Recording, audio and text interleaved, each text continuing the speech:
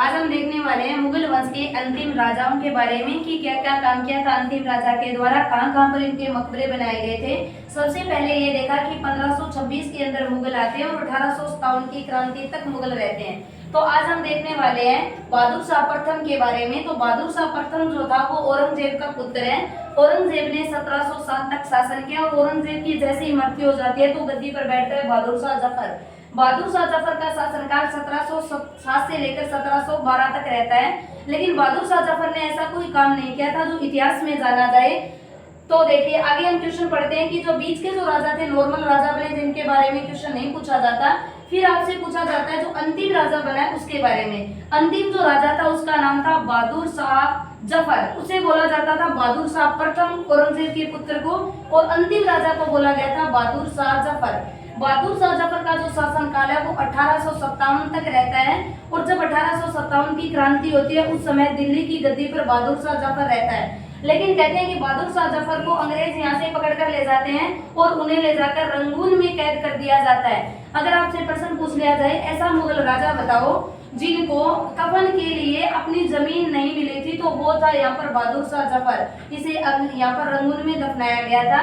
फिर अगर प्रश्न पूछा जाए खालसा भूमि किसको कहा जाता था मुगल वंश के अंदर, तो खालसा भूमि वो भूमि थी जिसके ऊपर बादशाह का जो अधिकार होता था उस भूमि को खालसा भूमि कहा जाता।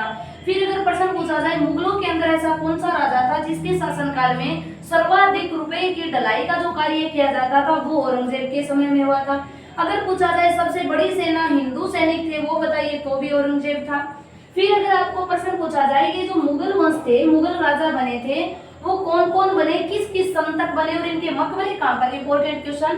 तो पहला राजा बना बाबर जो 1526 से 1530 तक रहता है। फिर हुमायूं जो 1530 से लेकर 1558 तक। फिर आता है बाबर जो 1558 से 1605 तक रह जाता है। फिर आता है जागीर जो 1605 से 1627 तक रहता है। फिर शाहजहां जो 1627 से 1658 तक रहता है। फिर आता है इसके बाद औरंगजेब जो 1658 से 1707 तक रहता है। लेकिन शाहजहां की जो मृत्यु होती है वो 1666 में होती है, इसे कैद कर लिया जाता है और 58 में औरंगजेब दारा सिकों को हराकर गद्दी पर बैठता है।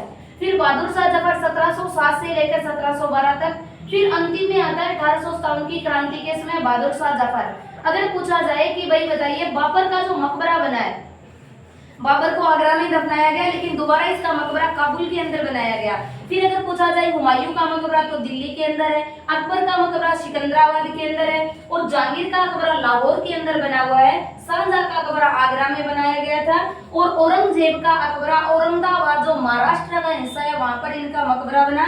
ये थे मुगल राजा जिनके कैसे कैसे शासनकाल रहे और कहां कहां पर इनके मकबरे बनाए गए थे। यहाँ पर आपका मुगल वंश कंप्लीट होता है।